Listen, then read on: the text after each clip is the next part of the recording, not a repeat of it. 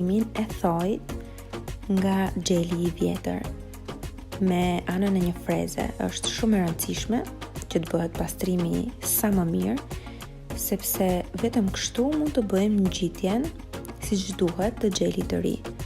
Në momentin që ne nuk kemi pastruar mirë gjelin e vjetër, atëherë kjo do të shkaktonte hapje të parakohshme të thonjve, por mund të çonte edhe deri në mykun e thojt, sepse në momentin që gjeli merr ajër, atëherë do të akumuloj ujë dhe kjo nuk do të jetë as pak gjë e mirë. Për ta bërë më të detajuar pastrimin e gjelit, pastrojmë me lim. Këtë pjesë nuk e kam bërë të përshpejtuar, sepse duhet të shihni me të vërtet me shumë vëmendje mënyrën se si mbahet lima dhe forma e thojt se si duhet të realizohet. Mua më pëlqen kjo formë thoj që quhet balerin.